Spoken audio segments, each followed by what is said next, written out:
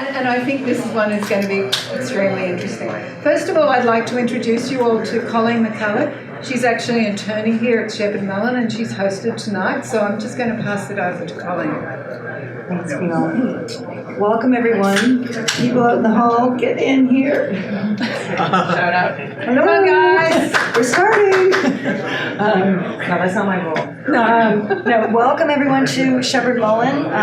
We're thrilled to be able to host the Silicon Valley FinTech and PMO at her group. She always has exciting topics. I think this one in particular, from my perspective, is really, sort of in the crosshairs of what I do and where I think the innovation is really at the forefront. I do a lot of work with lenders and non-bank lenders in FinTech space, traditional securitization, capital markets type work. So I'm really excited to listen to tonight's panel.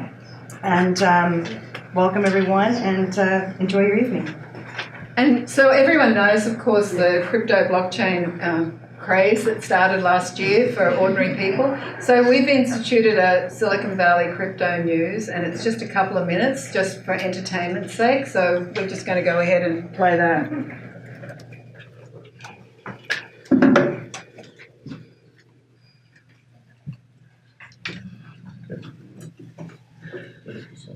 Yeah.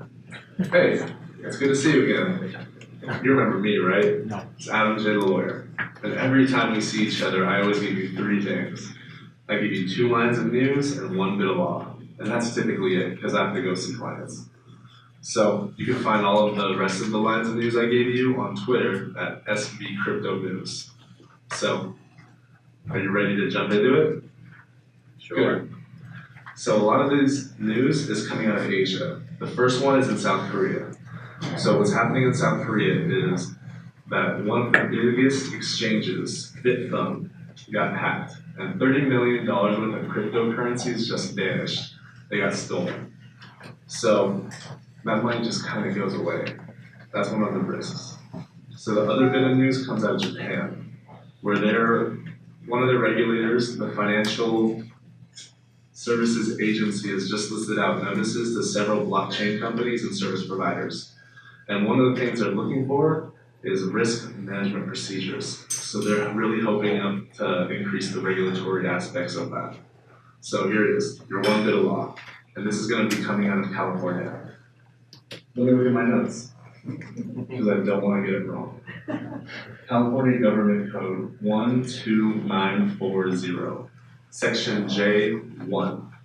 So what that says is that employers have strict liability when it comes to sexual harassment from a supervisor to one of the people that he or she is supervising.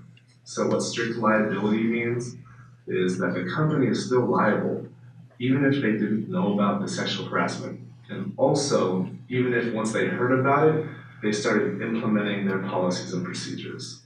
They're still liable and there's still damages. So just remember all those things for today. And I'll see you next time. By the way, get some sleep. You look tired. Yeah, don't worry about me. I'm always tired. So I'll talk to you soon. And remember, I'm not your lawyer.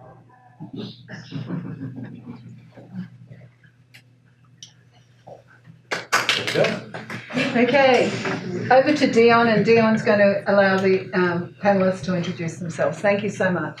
Okay, so by way of format, I sent a note to all the panelists and I said, listen, if anyone comes out of this and accuses us of being talking heads, we've failed. So I've asked them to, as much as their corporate PR people allow, to be a little controversial, to go a little off script. And I have explained to them that I have a habit of cutting off answers that sound like a sales pitch or drone on. So I'm not rude, I just don't have patience. So hopefully we, among this very panel, can give you a very interesting evening and really get you excited about something in FinTech. So the introduction format I'm going to use, and I'm going to start down at the end, is I've asked each person to give 2 to 3 minutes about themselves and their FinTech chops. Why are you on the panel? And then tell us your favorite FinTech startup. I gave a list to choose from: Stripe, Robinhood, AvidXchange, Coinbase, or N26. If you have an alternate candidate for that list, feel free to use it. Let's start with you. So my name is John You want Yao. to grab there's a mic there. Let's go pick this thing up. Hi, my name is John Yao. I've been in financial services for over 25 years, most of it in financial or in technology. So I've been with companies like Intuit, Salesforce, Digital Insight, and now just recently I've celebrated my 4th month anniversary with Fiserv. I just joined Fiserv about 4 months ago. And I'm with their digital banking group. So really, in probably the last 10 years, really focusing on digital banking, digital transformation. With Digital Insight, it was mostly digital banking, digital payments, and then with Salesforce, it was digital transformation with financial services firms at a more enterprise-wide level. What else was this? And so, Stripe, Robinhood, AvidXchange, Coinbase, or N26? You have $1,000. Where do you put it? Well, I like Robinhood, but only because of the video that their site. I don't know what it is that they're trying to sell with that video, but that video is pretty cool. That's as good a reason But as I any. do like N26 because I think that they are trying to address that millennial crowd. I think there's a couple of players in that field. I just recently talked with another player here in San Francisco called Borrow Money, and I think that it's a space that's got a lot of play, a lot of room for multiple players to play in. It'll be really, really interesting to see how that all plays out. Excellent. Thanks, John. Brian? Thank you. Brian Lay. Brian, can you turn that on real quick? Yeah, it does work better when it's turned on. Hello? Cool. Technology. Yeah, Brian Lay, CEO and founder at Alpha Rank. I'm fairly new to the financial service industry. Alpha Rank is an analytics company that helps incumbent financial institutions use the data they have to kind of fight off the emerging fintechs that are coming out. I love networks, I love people, I could talk about that for a long time, but I won't. On the fintech list that was mentioned, I'm really, really impressed by what the guys at Stripe have been able to build over the years. I have a lot of admiration for them. Great choice. Kimberly?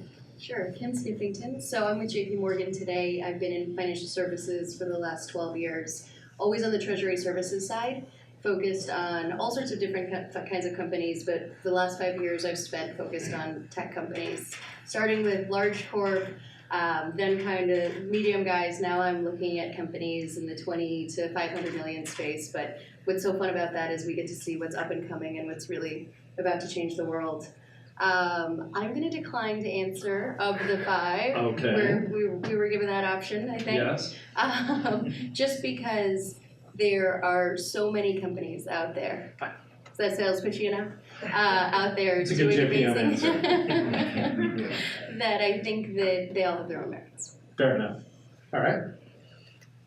So, Vilmar Ripner, I'm from Banco do Brasil. I'm 18 years in the banking industry, worked in controlling, agribusiness, strategy, IT. I had the chance to go over the bank. And now I run the Banco do Brasil Innovation Lab here in Silicon Valley. My bad about the startups, I'm gonna be, I like the N26 proposal, what they are doing in Europe, also with the direct banks, but some things Stripe did, like the Atlas service, to open up a company and to provide a very comprehensive service. It's great, and it really makes a difference. Excellent. Lamar? Lamar already wins. He's got a glass of wine on the panel, so go ahead. Yeah, Amar with Standard Chartered Bank. I spent a long time with Standard Chartered now across the different parts of the bank in corporate banking, strategy, technology operations. Moved here 2 years back, 2.5 years back to run the innovation lab. Focused primarily on outside in innovation, so emerging technology trends and startups that can bring value to the bank, both in helping us modernize our own tech stack so our products can be agile and be as flexible as the fintechs that we look at. And so building our own capabilities and finding partnerships with fintechs that have interest in our market. So Standard Chartered's markets of interest are Asia, Middle East, and Africa. a large part of US FinTech is domestically focused. So we look at more of the companies that are looking at either technology play or an internationalization play. From your list of companies, again, I think it's hard to pick one because there are so many. I personally use Coinbase, and like being part of the wild, Bitcoin West, but keeping compliance and security and even at the cost of inconvenience at times for the users, I think that's a moment, like a monumental task they've accomplished. So I like them. Excellent. Kimberly, you missed yours. I included Added Exchange for you because of your treasury background. But that's okay. You didn't take the bait. Good move. So, quick question for the panelists. Raise your hand. You already have. If you own crypto coins of any kind. 3 out of 5 panelists surveyed, if you count me, 4 out of 6 surveyed, do own some. That's just an interesting side note. So, first real question. Many VCs and analysts have said, FinTech really comes down to what wins the battle. Banks get innovation first, or FinTechs get distribution first? Kimberly, I'm going to start with you. Sure. Can I borrow that, please? Sorry. I honestly think that it's going to be a combination of both. I think that the banks have been around so long, have built their networks so eloquently that that's not easy to replicate, and that the better answer is them partnering together. I mean, there's banks every day are collaborating with new companies, realizing that not everybody can be everything to everyone, and so looking at the companies that are doing it right and making sure that we bring them in, and so forth, and partner together. So I don't think it's an either or. How about you, John? What do you say to that same question? Banks learn innovation, or FinTechs get distribution? What happens first and most impactfully? So this might be your first controversial moment here. I think they're both going to fail. I think they're both going to fail fast, and then they're going to realize they're going to need each other. And today you're already seeing that happening with financial institutions partnering with FinTech companies, and FinTech companies trying to be purchased by FinTech or by financial institutions. I think that, and I said this earlier, it's a case in the financial institution world of, you keep your friends close and keep your enemies closer. It's really a case of, financial institutions can't innovate fast enough. They've got legacy solutions or legacy systems. On the other hand, you've got FinTech companies that don't have that. They often are flaunting their regulatory environment, and they've got management that is thinking at a different level. They don't have those sort of legacy thought processes that financial institutions are often encumbered by. And so I think you're going to kind of have this meeting in the middle. Perfect. Great answer. Thank you. Lamar, feel free to add. There's a third option too. People who have distribution get innovation, right? People outside financial services like Alibaba and Financial, Amazon, that both have distribution and have a modern tech stack and can pick juicier parts of financial services. Okay, Mar, you walked into this one. So, you run a big bank, medium-sized bank, but a good bank. Who do you fear more, Amazon or Ant Financial? Well, that's a geographically relevant question for us as well. So, in our markets, Alibaba and Ant's growth, especially in financial services, is much faster. And if I could interject, by the way, anyone who didn't see CB Insight's review on Amazon, please download it. It's amazing. One of the things I learned, they're going deep into India, one of your markets.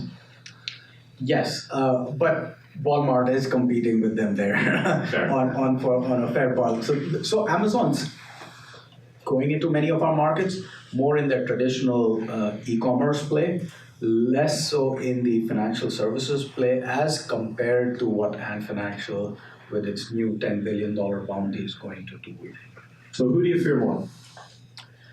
We've got an interesting partnership with Ant Financial. We've recently keep your enemies closer. Yeah, if you've seen, we've integrated with the cross-country remittance across wallets between Hong Kong and Philippines. So yeah, I think. Bilmar, who do you fear more, Amazon or Ant Financial? Our case is just like Amar, it's geographical. I think Ant because the Chinese mastered how to offer a simple experience for people that didn't have that much access to banking. Amazon is starting in Brazil, so they're still not that big in e-commerce. They still don't have that much data, but both are very, we need to respect them and we need to keep them closer. Very good, very good. Gonna go to Brian on this one. AI, ML. Big talk, a lot going on. You're a data guy. Is it worth the risk? Because what I've heard is one of the things, the danger is AI machines, and there's examples of this, can become more prejudiced than people, actually, hard to believe, but it's been shown, right? Causation and correlation aren't always the same, and yet the data can mislead us sometimes. What's your thoughts on AI, ML, in making bank decisions? Is it dangerous or is it a tool? I think it depends how it's being used. So if we're talking about, say, Ant Financial, we study social networks, and I'm sure as you've seen on the news, China is starting to implement a social network-based credit scoring system. So if you say the wrong things, not only is your credit score going to go down, your friends' credit scores are going to also go down, which creates a strong sense of social exclusion. It could be a very effective way to control a population. Now that's not exactly AI or ML, but it gives you an idea of, these are all very sophisticated statistical tools, but it's how you apply them that can be negative. I think one of the things that I know JP Morgan Chase is really aware of is if you have, say, an unstructured machine learning model, you need to be able to create what you guys are calling essentially an audit trail. Like, why did you come to this decision? Which can be very hard because a lot of these models were never built to explain that. They were just built to come up with a solution. So I think there's a lot of questions around making a loan to someone or a credit decision that can change their life for better or worse on a model. I would say in some ways it's almost equally biased to a person because it's trying to simulate that decisioning process. So it's definitely murky, and the key thing to keep behind the scenes is a question of, is this system doing what it's supposed to be doing? And really, who's setting the rules of what should that be? Is it fair lending laws? Is it trying to keep people from not saying the wrong things, right? You really want to make sure the intention behind the questions that are being asked is the right one. Yeah, well said. So, John, GDPR, other than causing us to get more emails that we're not supposed to get more emails, what's going to be the impact for GDPR across banking? Does it come to America, even though it's a Euro-UK-based type of regulation? Isn't it already here? I mean, for all intents and purposes, I think it's already here. How many privacy notices do you guys get? 1,000 again. So I don't think that it has to cross the pond. I think it's already here. I think it's going to get worse. I think it's not a matter of if it's going to come. It's how bad is it going to get. And I think it's necessary. I don't think anybody thinks that any otherwise. It's just how well can financial institutions protect our data. It's not their data, it's our data. How do you tell your clients and customers to make that a pro instead of a con? How do you tell them, hey, privacy rules are coming, make it a pro instead of a con? What do you tell banks for your clients? I don't think we have to tell them that. I think they believe that it's a pro, and they better. Because if they don't, I think that's a real problem. And as I said, I think every bank or credit union that I talk to is focused heavily on protecting that data. So I don't think it's an issue at all. Okay. Kim, what about in the wholesale banking side of the world, the Treasury? Is privacy an issue for your clients in the Treasury wholesale banking side? Yeah, absolutely. I mean, we as individuals in a bank look at so much data and have access to it. They want to make sure that it's segregated, that it's unique, that it's kept apart from everything else. And so they're asking us questions all the time. I mean, cybersecurity, fraud, every day is changing the environment that we're working in. And they want to make sure that we're as concerned and interested in it as they are. Excellent. Going to shift gears a little bit here. So the Cross-Border Payment Association has a head, and cross-border, for anyone who doesn't know, that's remittances. The head of this association said it's a race to zero. He fully expects in 2 to 5 years that remittances cost zero. That's the head of the association. Pretty amazing data point. So let me ask you, Amar, you're in a market that probably has a lot of this. Why are VCs investing billions in companies that do cross-border remittance when Western Union, clear market share leader, clear mind share leader, getting pummeled on margins and everything else? Why would you invest billions in an alternative that's a race to zero? Well, we'll have to ask the VCs that question, but I think there is interesting learning from just the way Gmail, doesn't charge you for an email, but learns from your behavior of that transaction or that email the message that you're sending or receiving. I think there'll be value in the data economy later on from people's exchange of value. So Azimo, TransferWise, WorldRemit, and 1 or 2 others, $1 billion in investment. You think it's a data play? I think they're already doing more than remittances. So if you look at TransferWise, B2B payments, FX solutions. So one, that play will horizontally expand. B, yes, there will be data play. Okay. Could I also? Yeah, please, jump in, Kim. I would just add to that, if companies are going global faster, quicker, that's where a lot of the opportunity is for many of these companies. And so getting there first, tracking it, understanding where they're going, what countries are they going into, why are they going there first? And that's more of the data that they can use to facilitate their business. So the B2B aspect of the remittance or the cross-border. Sure. Excellent, excellent. So, Kim, you will not be answering this one. Let's go with John.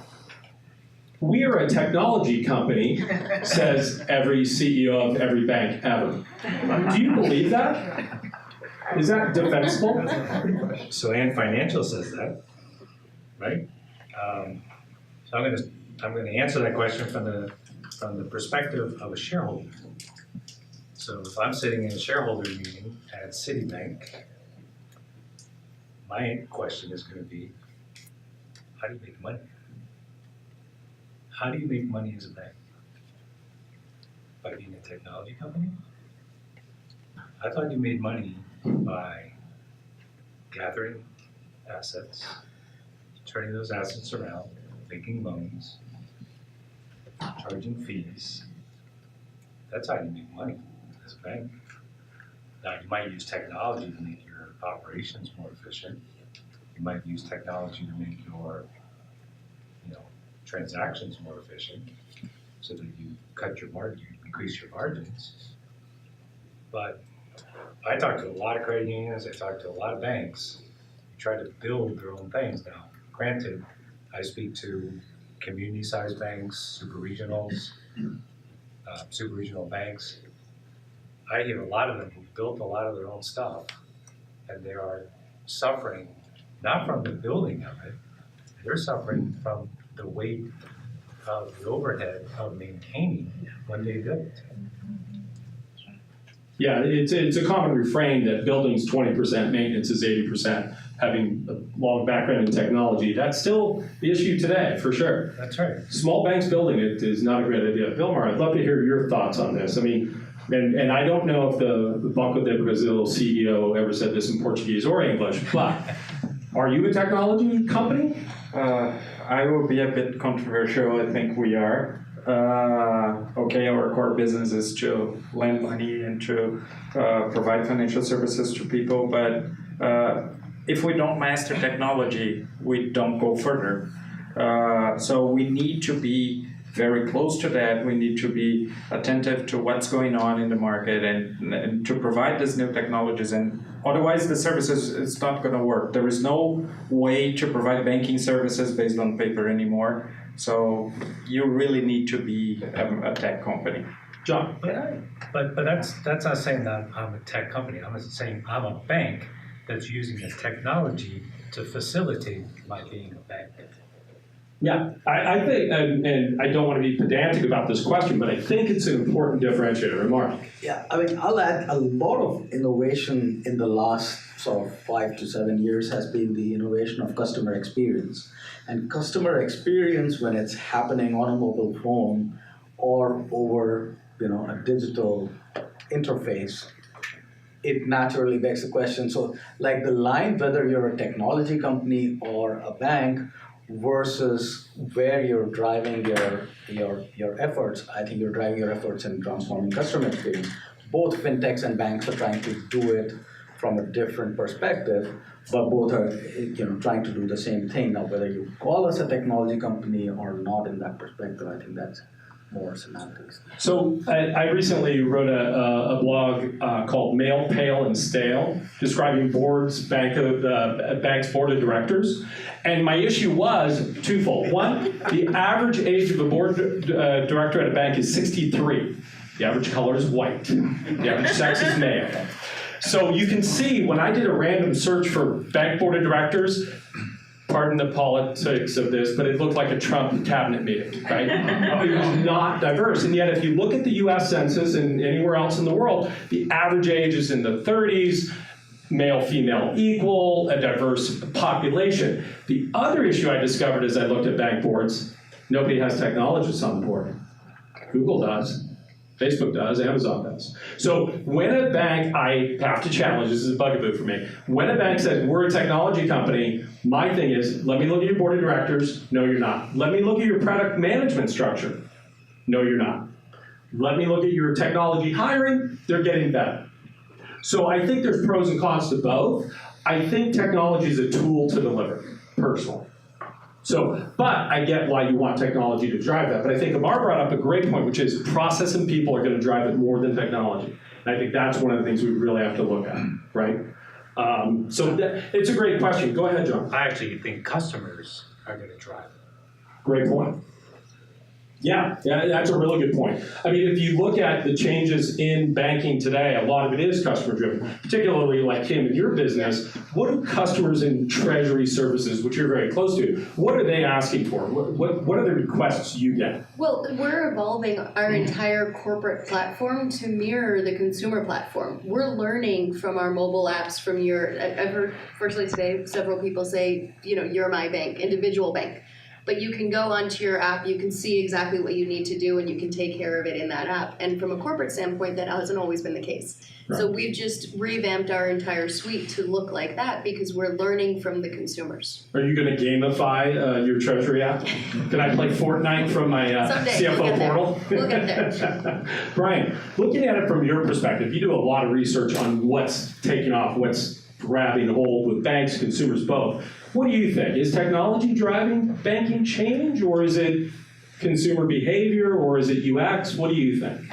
Well, I think if you're not a technology company, and I liked your thing about boards, I thought that was a really good point, you probably have to become one. And so something that probably a lot of people in here are not aware of, but most of the financial institutions in the United States are running on like 4 main software providers that keep track of how much money you have in your bank account and power how you send money. One is on the panel. And so there actually are these incredibly powerful fintechs that are already serving all of these banks, and they are struggling to keep up with the rate of change that's happening around them. We're not struggling. Yeah. Of course, they're excited to keep up with the rate of change that's happening around them. The last 4 months they stopped struggling. Prior to that, I don't know.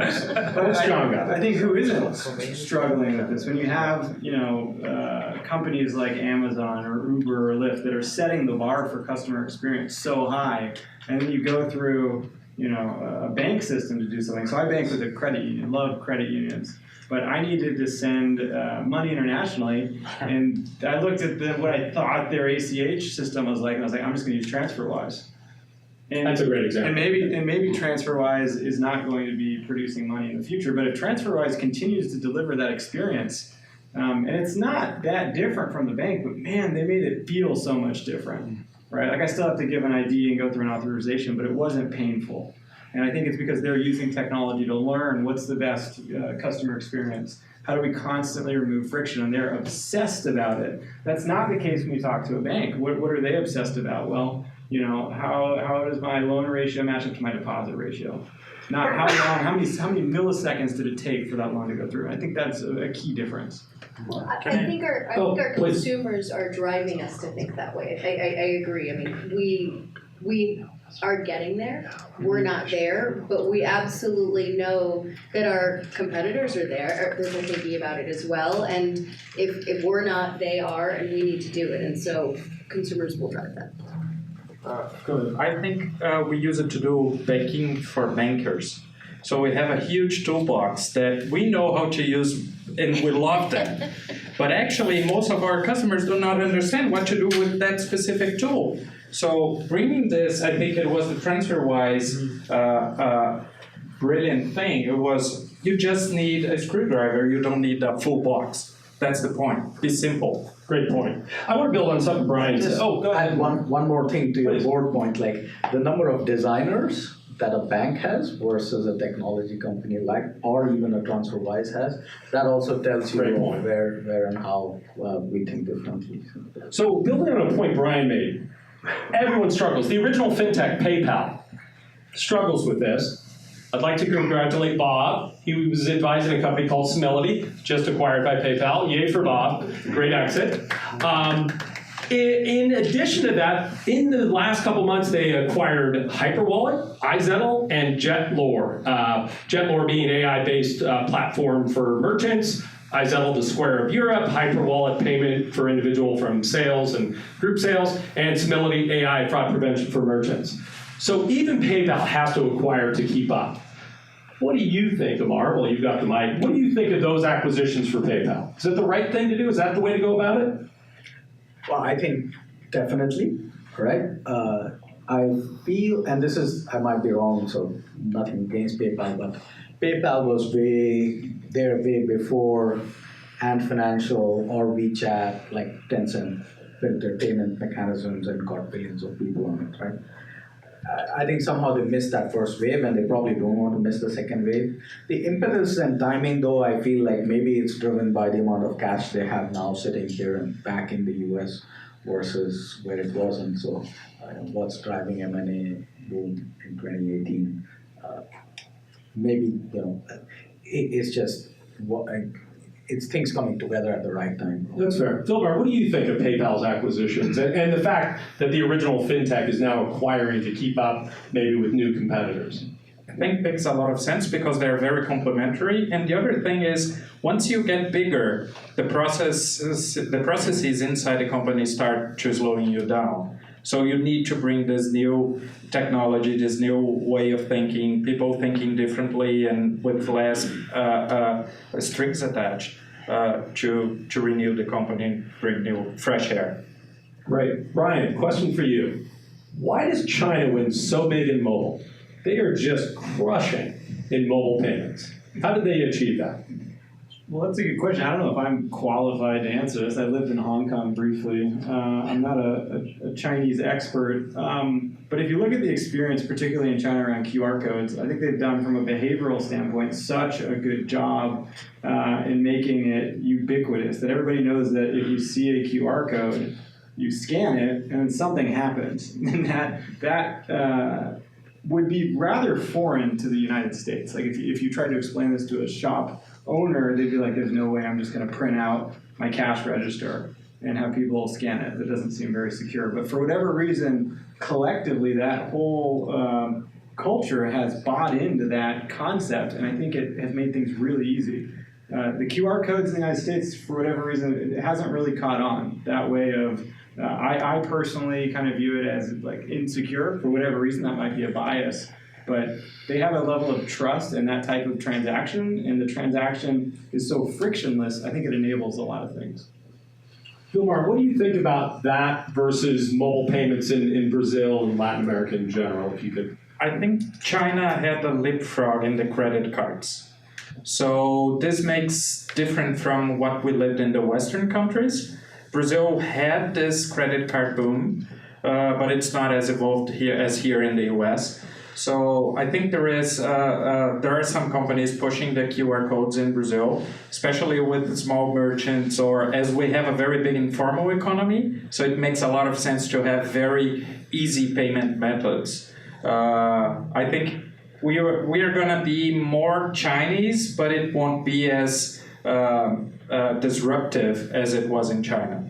Excellent. Amar, I'd be negligent if I didn't ask you. No, I just think like in many ways, when you have a big revenue pool to defend, innovation is slower. Look at the U.S. payment systems. Like, where in the world do you wait 2 days to get money into your bank? It's Not even in Eastern Africa. We like our checks. Yeah. We like checks. Stop it. it's instant, right? Like, but here you have to wait, and it's 2018, and it's so. I think it's one, missing the wave. Two, because there wasn't a defensible revenue pool, the attacks, and adoption is slightly different. Yeah, I think that's fair. John, you work a lot with the smaller community banks. How can they compete? I just read deposits in large institutions, those darn JP Morgan and Wells guys taking all the deposits. There's been growth in deposits in North America. Most of it's gone to the largest banks. How are community and smaller banks going to compete? They don't have the technical resources. We agree technology is important. But how are they going to compete against these behemoths taking all the deposits? How do they compete in the future? At the risk of getting cut off here, Dion, I have one word: Pfizer. Okay, Ryan. Absolutely happy to. Alpha rank. So Alpha rank specifically helps smaller institutions and those who are not JP Morgan Chase use similar data analytics techniques to go acquire new deposits. And this was something that actually we said we were not going to do when we launched a year ago. And we kept having client after client ask us and say, hey, it's one thing to use our data to do cross-selling or selling internally to their existing customers and members, but how do we get more deposits, more deposits, more deposits? And we finally launched a product at Finovate just a few weeks ago, and we were voted Best New Technology again for the second year. And I think it was because it is such a top-of-mind issue right now. The answer is, in our opinion, financial institutions are sitting on a huge amount of data, historical data. They have about 5 years of it. There's different ways that you can take that information and leverage it to figure out who your ideal customer is. Kind of by looking at their behaviors and their transaction data, and then actually go find more of them in market. It's something that JP Morgan Chase has been doing very well for a long time, and now all of the other financial institutions, including those that Pfizer serves, are excited to catch up very quickly. Excellent. That's great. So, going to segue once again. I was at a French banking event this last week in New York, and it was an innovators event. People from inside the company gathered together in teams of 5 to 10, came up with an innovation for the bank. They laid it out on tables. Everyone voted, et cetera, et cetera. Of the 12 to 13 teams that participated, 6 said, oh, we're going to come up with this automagical method to cross all the data pools inside of the bank. Kim, why is data so siloed in a bank, and why can't we fix that? It goes back to privacy and protection and what you can and cannot do. We were talking earlier about many times when we request information, there is a caveat on there that says we will only use it for this purpose. And you know what? That's actually the fact. We will only use it for that purpose, and so there is no cross-pollination. So even though the data exists, the access to it is not available. Now, a few of these teams were actually talking about internal data included, meaning, I believe, and it was a CIB event for a bank, the trade team couldn't get data from the supply chain finance team. And I was like, oh, I thought they were the same group. What do you mean you can't share data? Right. Why is it even internal data? I agree with you on your point about privacy and right. rules, regs, fair enough. But why even inside the bank can teams without that limitation share? I can't be exactly sure what the case was. A lot of it has to do with MNPI, material non-public information, just Chinese walls, making sure that if somebody knows something they shouldn't, that others shouldn't know, just being extra secure about data. We'd rather be on the safe side. Okay, Vilmar, is that the same issue in Brazil, in Banco de Brazil? Do you have this siloed data issue that banks seem to suffer? We have the siloed data, but it's much more an architecture problem than exactly a privacy thing.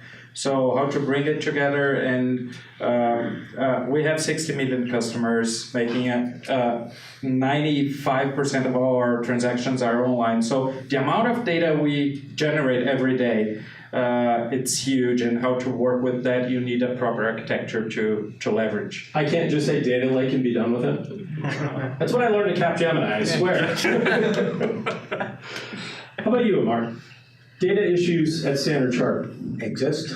Yes. Yeah, I think in intent and principle, like this was pre-GDPR implementation of GDPR, making sure what you said to your customer, the purpose of the data, it's only used for that. There are client money versus proprietary, so all kinds of different segregations.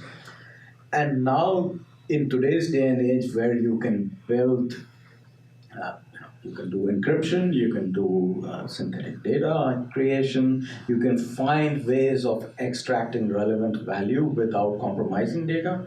I think that's a major area of focus for us, and so it's more technological and architectural problem. Fair enough.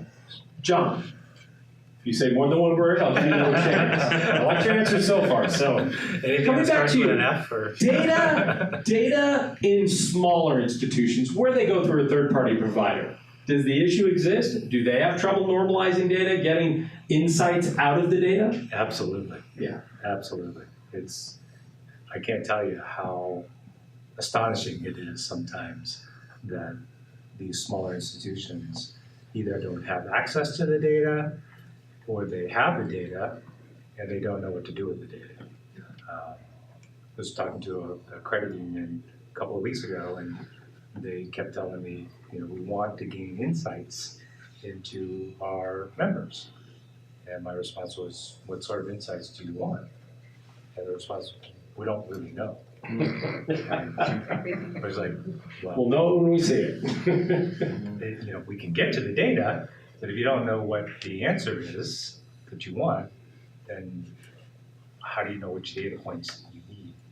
And so it's sort of that chicken before the egg type of thing, right? So it's a challenge, and it's going to take some time to get there. And there are tools like AlphaRank, there's tools like Radin, there's tools out there, but I think you need senior management to recognize that there's a gap, and they need to invest. Okay, fair.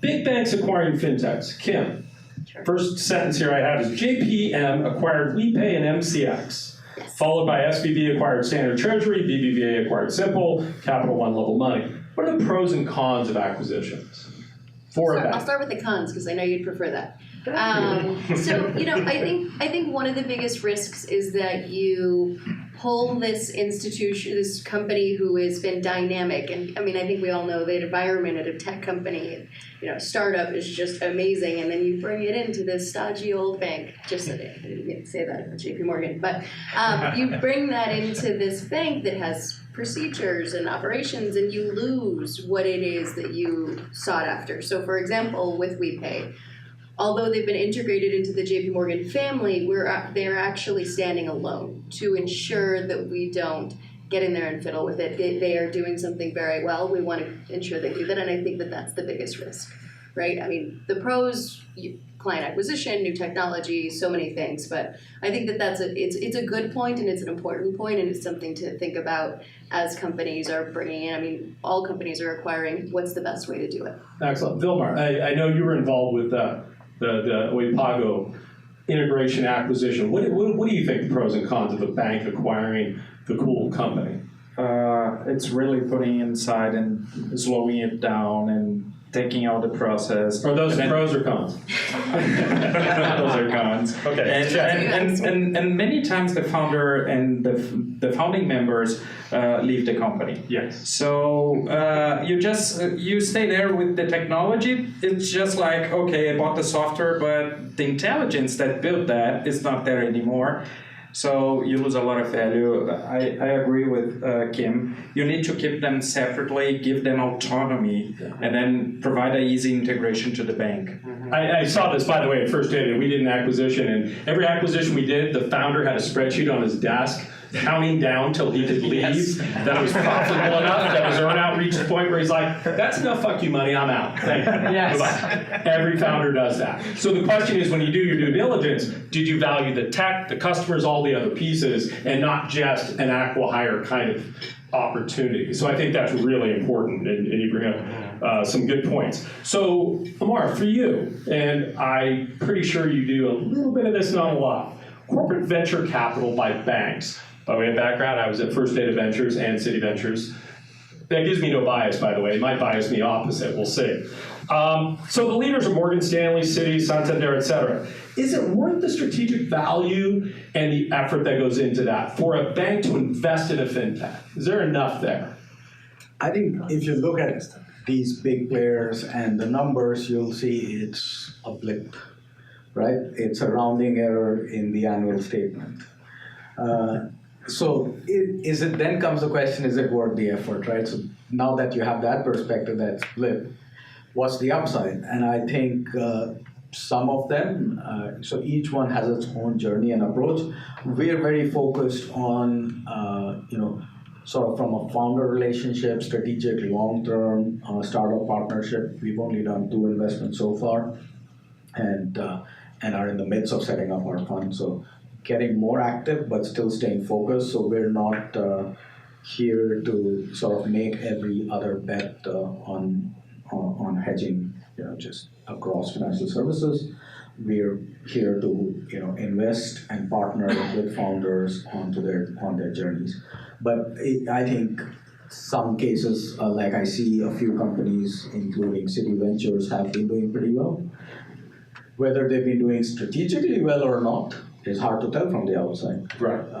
That's the hard part, and believe me, on the inside it's hard, because you get half the people coming by going, what's the IRR, what's the rate of return on your investments, and then the other half are, what do we do strategically, and you're like, you get paranoid about it, or you get schizophrenic. I think that's the danger to a certain degree. Shifting gears again, so, I can speak. oh please, right. Yeah. So Wells Fargo is one of our investors, so I can speak from kind of a I didn't realize that. Excellent. first-hand experience. And one, it's not easy for the first time you as a startup take money from a bank. You have to go through a series of legal hoops, and it's not easy. It's relatively painful. The process is slow. However, the experience we've had with the Wells Fargo accelerators been really beneficial on a whole lot of levels, right? So for them, obviously, they get, when you see Wells Fargo doing something, anyone else is kind of like, I wonder what's going on there, which it makes a huge difference early when you're trying to differentiate yourself as a company. Additionally, as we've seen more success, like winning Finovate now 2 times in a row, Wells Fargo employees get excited that they're associated with something like that. And so I think there actually is kind of an intangible there, where I've had a bunch of Wells Fargo employees say, we're so excited that we've invested in you, and it kind of charges them up. And I think that's actually really important strategically as these large organizations are trying to go through this change, to kind of get a taste of what a startup is doing. And then additionally, as an early stage company, one of the things that you might not know until you start working on these really big deals is that we could do a deal with JPMorgan Chase and not be allowed to talk about it. And that is like it's a killer for a startup, because especially in the financial services space, you need those references to keep going. But for the Wells Fargo investment, we can tell you about that.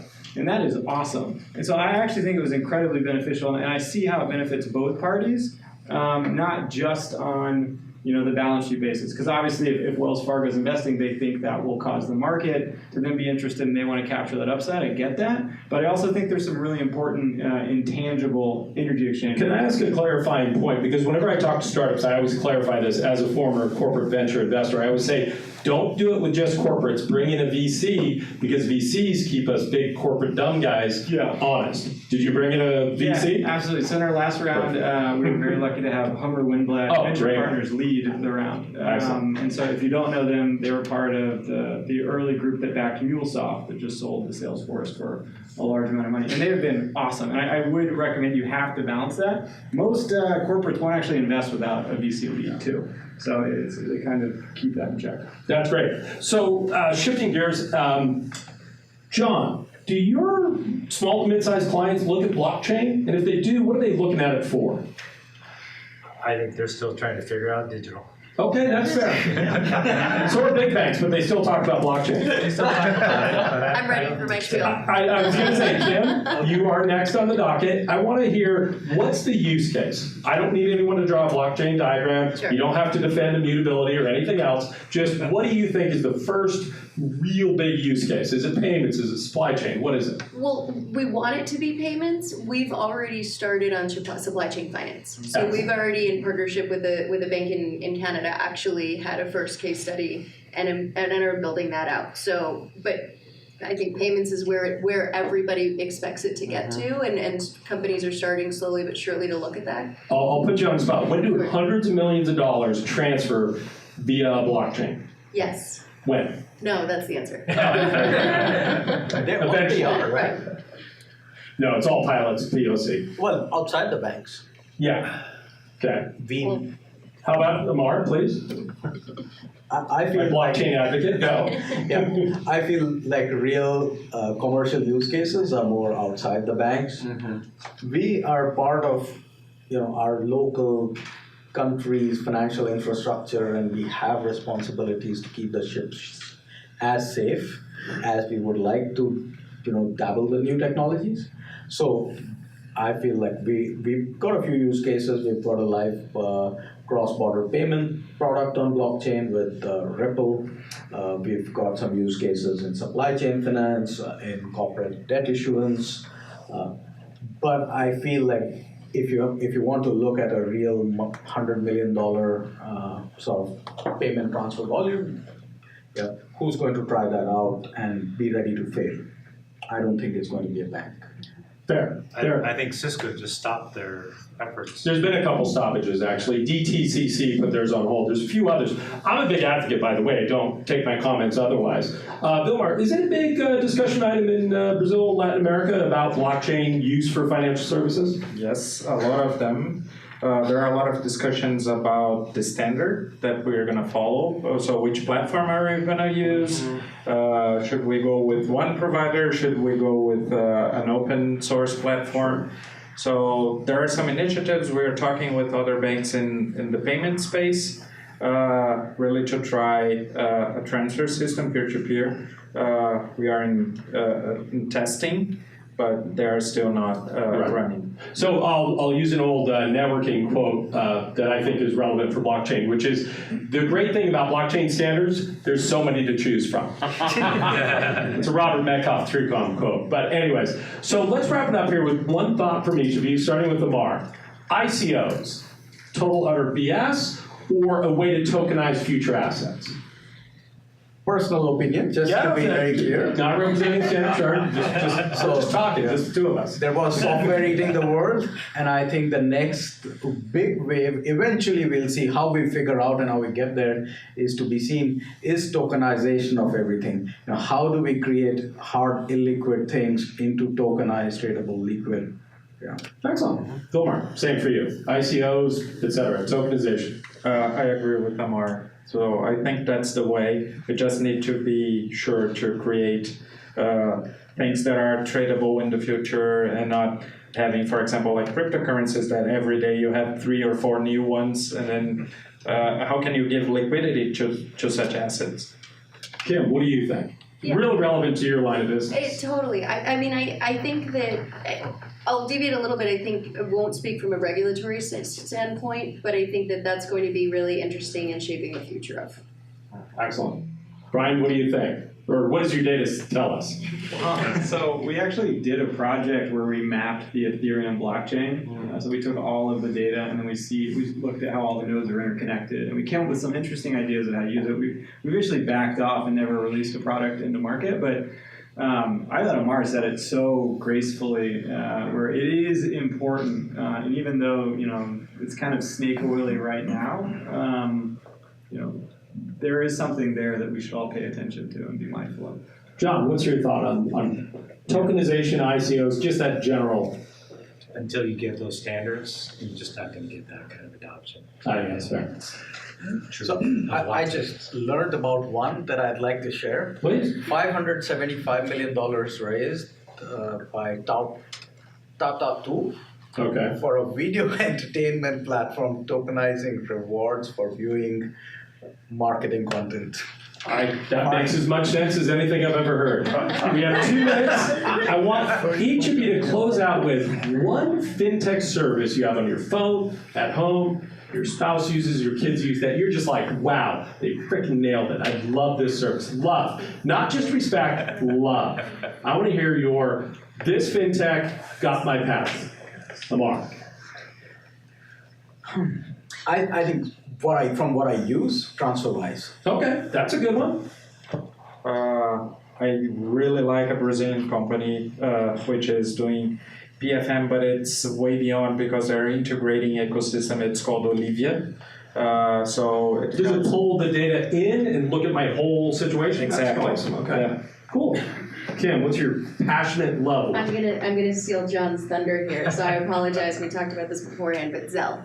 Zelle. Very good. That's excellent. I do love Zelle, but it would be TransferWise. Okay, 2 for TransferWise. John. So I did say that I just started at Fiserv 4 months ago. So it used to be Venmo, but Fiserv is the only reseller of Zelle that has live financial institutions. So now it's Zelle. So it's Venmo. Okay, thank you, John. Venmo. So real quick, we've probably got a couple minutes if you all have time. I'd love for anyone in the audience, you're sitting there, you're thinking, God, Dion didn't ask this question. Questions from the audience. Raise your hand. You've got an esteemed panel of bankers, non-bankers, data people, burning questions. Something you wanted to know. Out of left field, doesn't matter. Anything. Please. Hi, Vincent Lucero, CEO of Incent Carbureski and Startups who've never heard of me. One of the things that I saw when I was actually at Credit Karma most recently is that credit unions obviously have it in their charter and their mission to basically provide the lowest rates that they can as a financial institution. But I see a lot of the large financial companies kind of charging what the market can bear. I was wondering how much of that is differences in architecture and how much of that is just we know that the market's willing to pay it similar to Uber surge pricing, so we're going to charge what we can. Well, I'll venture a quick answer, which is banks are publicly held, credit unions are held by their members. So it's literally like a commune versus a condo complex, is how I would answer it. Anyone want to expand on that? John, you deal with mostly credit unions. I mean, do they act any different? That's a good answer. Okay, well, we'll go with that. We'll go with that. Any other questions? Biggest opportunity for AI within mainstream financial institutions. Oh, that's great. Brian, got a point to you. I'm just using you as my data guy, whether you are or not. Biggest opportunity, regardless of how difficult it would be. There's a big problem as far as incumbent banks have with solving attrition. So I had an SVP of Capital One talk to me and said, look, we have great predictive models that can predict when someone's going to attrite, but figuring out a mechanism to get them to stay is something that I hear day after day after day as an unsolved problem. So if you solve it, find me. I see a lot of head nodding on that. I think the bankers agree. Yeah. With that, thank you. Let's hear it from the panel.